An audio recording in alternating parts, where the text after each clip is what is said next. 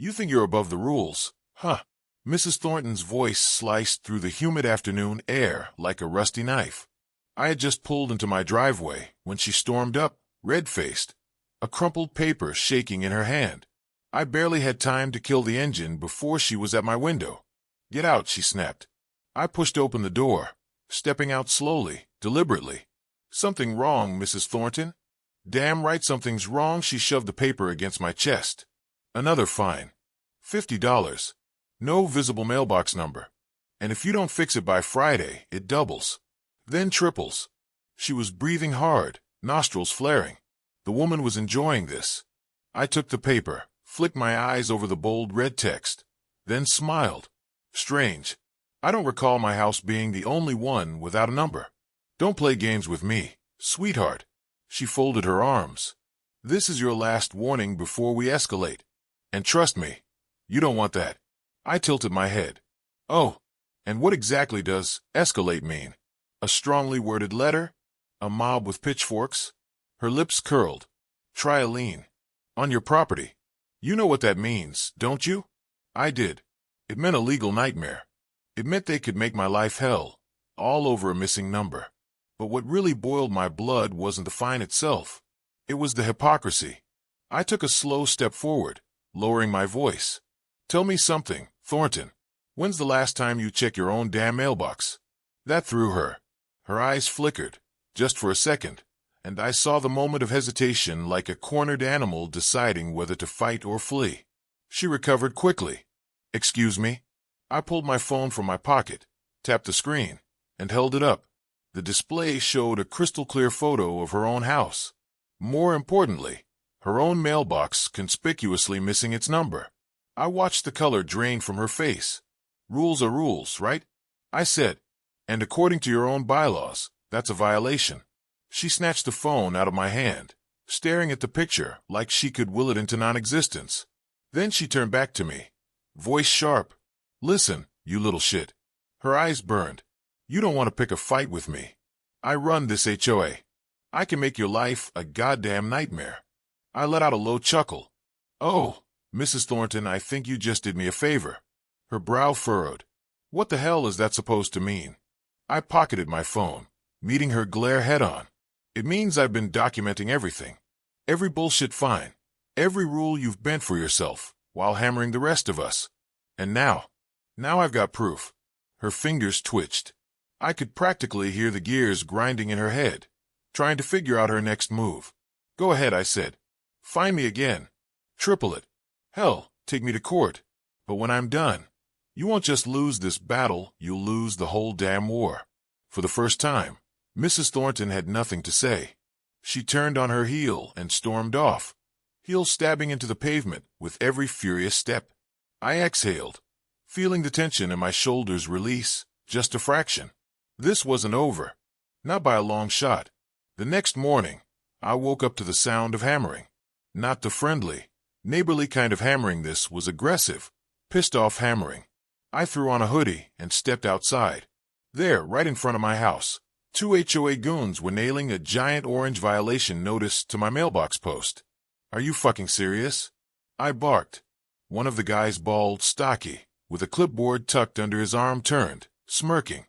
"Orders from the board. Your compliance date has been moved up. Today's your deadline." "That's not how this works." "It is now," he said, flipping through his clipboard. "And since you haven't fixed the issue, this one's $100. I stepped closer, towering over him. "You move up deadlines now. That in the bylaws." He just smiled. A smug, condescending, HOA-approved smile. I yanked the notice off the post, crumpling it in my fist. "Get off my property." "Or what? You really want to find out?" For a second, I thought he'd push it. Thought he'd test me. Instead, he chuckled, patted his clipboard, and walked off, his buddy following close behind. They were playing dirty. Good. So was I. By lunchtime, I had another violation taped to my door. This one claimed my trash bins weren't stored properly. By dinner, a third notice. Grass too long. It was an all-out fucking war. They were coming for me. Fast and relentless. And the worst part? The neighbor saw it happening and did nothing. Or so I thought. That night, as I was reviewing my growing pile of citations, my doorbell rang. I opened it to find Lisa, mid-50s, lived a few houses down, the type who always seemed to be walking a golden retriever, no matter what time of day it was. She looked around nervously, then leaned in. They did the same thing to the Petersons 2 years ago. I frowned. What? She stepped inside, glancing over her shoulder like someone was watching. They picked them apart. Little finds at first, then bigger ones. They bled them dry. I clenched my jaw. They moved. She shook her head. Foreclosed. The HOA put a lien on their house over unpaid fines. The bank took it. Now, Thornton's nephew lives there for cheap. A slow, cold rage settled in my gut. They're stealing homes, I muttered. Lisa nodded. And if you don't stop them, they'll do it to you next. She left as quickly as she came, disappearing into the night with her dog trotting beside her. I stood there, gripping the doorframe so hard my knuckles went white. If this was a game to them, they had just raised the stakes. I stayed up late that night, laptop open, digging. If they'd pulled this on the Petersons, how many others had they done it to? It took hours, but I started seeing it a pattern of targeted enforcement. Every family forced out had been new to the neighborhood. Every home taken over ended up owned or rented by someone with a direct connection to the board. Thornton's own house had at least 5 violations, yet somehow no fines. I opened a spreadsheet and started logging everything. Dates, addresses, violation types, who was fined and who wasn't. By 3 a.m., I had something that looked a hell of a lot like a conspiracy. And I wasn't the only one who had noticed. As I cross-checked public records, I found a lawsuit from 3 years ago. An ex-homeowner had tried to sue the HOA, claiming selective enforcement and financial misconduct. The case had been dismissed. Why? Because the HOA had deeper pockets. But that guy had fought alone. I wasn't alone anymore. I sat back, cracking my knuckles. All right, Thornton, I muttered. Let's play. The next move. The next morning, I sent an anonymous tip to a local news outlet. Then I made my first real move. The HOA board meeting was in 3 days. That gave me just enough time. I printed copies of my compiled evidence, clear proof of selective enforcement, proof of board members violating their own rules, and most importantly, proof that they had financially benefited from it. I wasn't just going to fight the fines. I was going to flip the whole damn table. The first crack in the armor. The next day, a letter showed up in my mailbox. A formal summons to an HOA disciplinary hearing. It was happening. They were making their move. Good. I folded the letter neatly, slid it into a file, and went back to my laptop. Time to make sure when I hit back. I hit so hard they never got back up. The warning shot. That evening, I walked through the neighborhood, casually slipping copies of my evidence under doors, into mailboxes. Not all of them, just a few. Just enough to get whispers started. I didn't want Thornton panicked. Not yet. I wanted her confident. I wanted her to think she still had control. Because at the HOA hearing, she was going to find out just how wrong she was. The morning of the hearing, I stepped outside to find my driveway marked with bright orange spray paint. I let out a sharp laugh. They were getting desperate. 2 HOA enforcers stood a few feet away, one jotting notes on a clipboard, the other smirking like he just pulled off the prank of the century. You've got until the end of the day to power wash this, or it's another fine, clipboard guy announced. I gestured at my bone-dry driveway. Where exactly do you see oil stains? The second guy leaned, rat-like grinned. We see what we need to see. I took a slow step forward, locking eyes with him. Oh, I bet you do. Clipboard guy, clearly the smarter of the two, grabbed Rat's arm. We're done here. They left, chuckling. I pulled out my phone and snapped pictures. They had officially lost their fucking minds. Inside, I fired off an email to the state's HOA Oversight Committee, attaching the photos. Then I sent another to the local news reporter I had tipped off. And then, I printed 10 copies of the spray-painted driveway photo and taped them to the front doors of my closest neighbors. No explanation, no name, just a silent message. If they can do this to me, they can do it to you. By lunchtime, the texts started coming in. Some neighbors were furious. They had been staying quiet, but now, they were seeing it. The pattern, the pettiness, the corruption. Others, mostly the ones who had been here for years, sent messages of thinly veiled warnings. Just drop it. It's not worth it. You really want to make enemies here? Be smart. You're new. Let it go. I ignored them. Then, I got a knock on the door. Lisa stood there, arms crossed, a determined look on her face. You're causing a goddamn riot out there, she said. I smirked. Good. She exhaled sharply, looking back over her shoulder. The board scrambling. They don't know how much you actually have. But some people, they're scared. I nodded. That's the whole problem, isn't it? Fear. She hesitated. Then she pulled out an envelope. This is from 2 years ago. The Petersons gave it to me before they left. They knew they were being set up, so they kept records. I didn't know what to do with it. Until now. I opened it. Inside, copies of emails between HOA board members. And there it was, in black and white. Proof that the Petersons were intentionally targeted to push them out.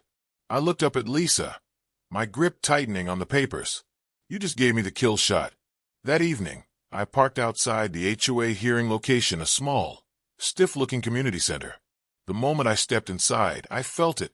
The tension. The board sat at the front like a goddamn tribunal. Thornton was dead center, her expression carefully neutral. The room was packed. More homeowners had shown up than expected. Some whispered amongst themselves. Some just stared at me. They were waiting to see how this played out. Let's begin, Thornton said coolly, adjusting her glasses. We are here to discuss Mr. Carter's repeated violations and his refusal to comply with HOA guidelines. I didn't sit. I didn't nod. I reached into my folder and pulled out a stack of papers. Thornton frowned. Mr. Carter, you will have a chance to. I let the papers drop onto the table. The sound slammed through the room like a gavel. These, I said, my voice carrying, are records of every time this HOA has selectively enforced its rules. Murmurs spread through the crowd. Thornton's expression didn't change, but I saw the flicker of uncertainty in her eyes. I picked up another paper. This is a photo of your mailbox, Mrs. Thornton. No numbers. She opened her mouth, then shut it. I picked up another. This is an email between board members, discussing how to find the Petersons out of their home. The murmurs turned into outright gasps. I picked up the final paper, the one Lisa had given me. The nuke. And this. This is proof that certain board members have financially benefited from foreclosed homes. Dead silence. Then from the back, a voice rang out. You thieving sons of bitches. The fire spreads. Thornton's composure shattered. This is outrageous. I took a step closer, my voice calm. Is it? She looked around the room, realizing that the tides had turned. Neighbors were no longer whispering. They were angry. Someone called out, I got fined for a broken fence, while Bob's has been falling apart for years. Another, how many houses did you steal? Thornton stood, slamming her hands on the table. This meeting is adjourned. No, it's not, I said, because I already sent all of this to the State Oversight Committee, to the local news. And guess what? I smiled. They're very interested. Thornton's last stand. Thornton's face turned beet red. You think you've won? She spat. I crossed my arms. I think you're done. She grabbed her gavel, white-knuckled, ready to declare the meeting over, when a voice from the side stopped her. Actually, a man in a gray suit said, stepping forward, I'm from the Attorney General's office, and we're just getting started. Thornton's hand shook. And just like that, the Queen lost her throne. For the first time since this war started, Thornton looked afraid. The man from the Attorney General's office, tall, calm, and carrying an ominous-looking leather briefcase, walked forward, scanning the room. My name is Peter Calloway, he said. His voice wasn't loud, but it carried. Our office has received multiple complaints about this HOA. Selective enforcement. Fraud. Property liens filed under questionable circumstances. The room shifted. People exchanged glances, whispers spreading. Thornton forced a smile, but it looked like it hurt. This is a private community matter. I don't see how. Calloway held up a folder. This is a criminal matter now. A wave of gasps hit the room. I crossed my arms, watching Thornton flounder. Criminal? She scoffed. This is ridiculous. Calloway gave her a look like she was already in handcuffs. Is it? Because we have evidence that homeowners were targeted, forced into default, and their properties just so happened to end up in the hands of HOA board members and their families. A beat of silence. Then Lisa's voice, sharp as a blade. You stole from us. Thornton cracked. Her usual smugness vanished. She glanced at her board members silent, sweating, suddenly very interested in their paperwork. I leaned in. You want to tell them, or should I? She turned to me, jaw tight. This is slander. I smiled. Let's talk about slander then. The Petersons, remember them? Her nostrils flared. I turned to the crowd, raising a folder. I have the emails. Board members discussing ways to push them out. Coordinating fines. And when they couldn't pay. Lien. Foreclosure. Gone. The room erupted. You did the same to the Harrisons, someone shouted. And the Tanners. And the Moores. A storm was brewing now, and Thornton knew it. She whirled on her fellow board members. Say something. One of them, an older man with shaking hands, stood up fast. I was just following what you said. Oh, fuck you. Henry Thornton spat. And that was the moment she lost. The board started fracturing right there, bickering, throwing each other under the bus. I turned to Calloway. You need anything else? He smirked. No.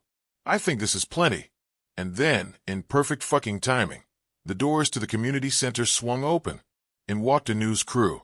If Thornton had been holding it together before, this broke her. "NO cameras," she shrieked. "Public meeting," the reporter said, clicking her mic on.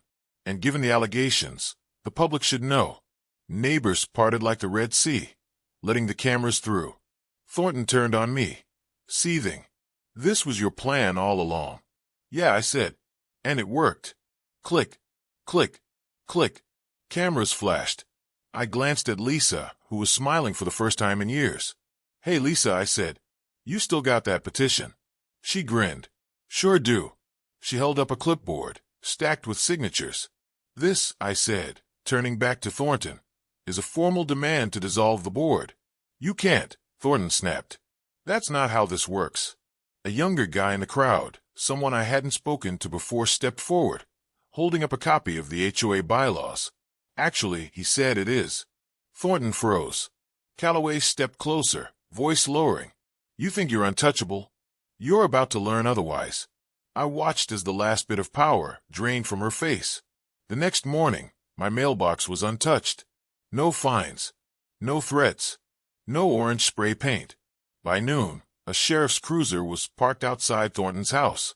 By 3 p.m., I got a text from Lisa. She resigned. By 6 p.m., I got another. 2 board members flipped. Gave statements to Calloway. By the end of the week, the HOA was officially under state investigation. A month later, the neighborhood was different. The whispers were gone. People smiled at each other, stopped to chat.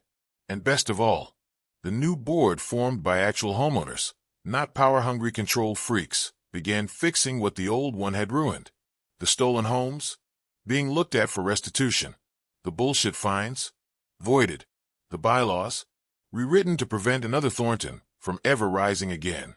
I stood on my porch one evening, watching Lisa walk her golden retriever. She stopped, grinning. "You actually did it." I exhaled. "Yeah, we did." She nodded, then smirked. "Oh, by the way, your mailbox still doesn't have a number." I laughed.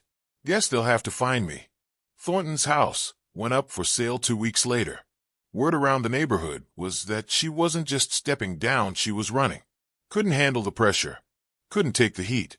Couldn't stand the fact that the neighborhood wasn't afraid of her anymore. She didn't even sell the place properly, just packed up, listed it for cheap, and skipped town. Guess she didn't want to stick around for the investigation, Lisa had said, sipping her coffee like it was the most satisfying thing she'd ever tasted. Yeah, I bet she didn't.